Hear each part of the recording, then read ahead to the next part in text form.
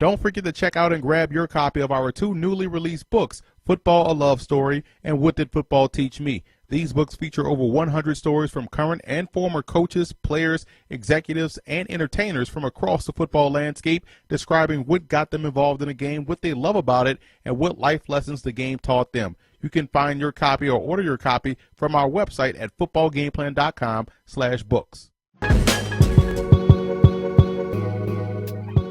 The Redskins are trending in the right direction, and you have to have optimism about a team that won their last 4 regular season games to get into the playoffs, especially when the offensive line returns healthy and intact. Young guys like Morgan Moses and Brandon Scherf continue to get better, and Spencer Long earned valuable reps last season, and Ari Kwanju, I think, is ready to contribute, all of which pair along fine with Trent Williams and Sean LaVeo and also Corey Lichtensteiger. The Redskins passing game gives you optimism as well. Wide receivers Deshaun Jackson and Pierre Garçon are premier players, as well as tight end Jordan Reed, who scored 11 receiving touchdowns last season. Young players in Jamison Crowder and Ryan Grant continue to grow their game, and when Josh Doxson, the rookie from TCU, gets off the PUP list, he has the potential to be a star. The Skins also brought in veteran tight end Vernon Davis as Niles Paul's insurance, who, if he is healthy, he gives Washington 3 sound options at that position. The running game for Washington worries me. Matt Jones and Chris Thompson are ideally suited as complementary guys. Plus, Jones, who is expected to be the starter, finds contact far too often, and he put the ball on the ground too much last season. Yes, they drafted Keith Marshall out of Georgia, who is the most talented of the 3, but can he stay healthy a full season? That's his biggest challenge, but if he can, he should get the bulk of the carries.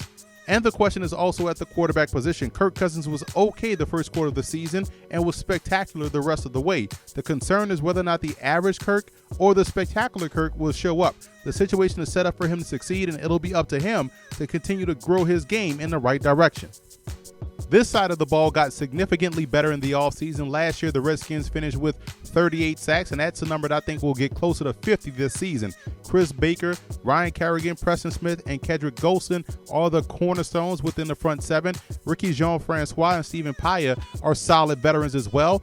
To bolster the front 7, the Skins added Kendall Reyes and Ziggy Hood via free agency and drafted defensive lineman Matt Ioannidis from Temple and linebacker safety Sua Cravens from USC. Both players are versatile playmakers that'll see a lot of time as rookies, and you can't forget about the valuable reserves in Trent Murphy, Carlos Fields, and Houston Bates. Both Mason Foster and Will Compton were solid at inside linebacker, and we'll see if that continues in 2015. The secondary is another big reason for optimism. Moving D'Angelo Hall to safety frees up a cornerback spot that'll be filled by All-Pro Josh Norman. He'll form a nice pair with budding player Bashad Breeland, and the Redskins also signed veteran Greg Toller and drafted Kendall Fuller from Virginia Tech, which gives them great depth at the 3 and 4 spots. The biggest cause for concern would be the group gelling together. For the most part, 6 starters returning gives you some hope that it'll happen quickly, but you also wonder how defensive coordinator Joe Barry will work in these new pieces to the puzzle to where they can maximize those reps that they will get. These are very small concerns, as I think the Skins will have a top 10 defense this year. In the special teams department, the Redskins are solid here as well, with kicker Dustin Hopkins, punter Tress Way. The return game features a good amount of options in any combination. Jamison Crowder, rookie Keith Marshall, Rashard Ross, who did a great job last year in this role, and Chris Thompson.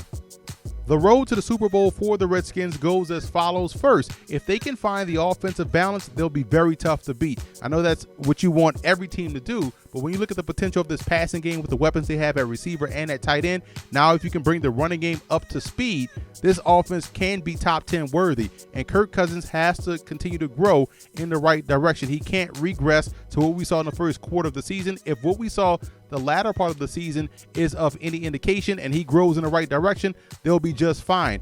And they have to bring the heat in December. You look at their December schedule, they play Arizona, Philadelphia, Carolina, and also Chicago. If they can come away undefeated in that stretch, or at least 3-1, it bodes well for their chances moving forward. And also, their defense has to become top 10. I think they fully will be a top 10 defense, and that's going to win them a lot of games. And if they're able to stay consistent and create turnovers and get after the quarterback, this defense can carry this team far once they get into the playoffs.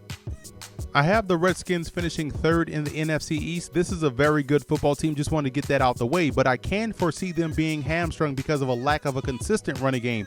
Their passing game will be just fine. The defense will be excellent, but a one-dimensional offense could cost them a game, which is usually what separates a team in this division from first place to fourth place.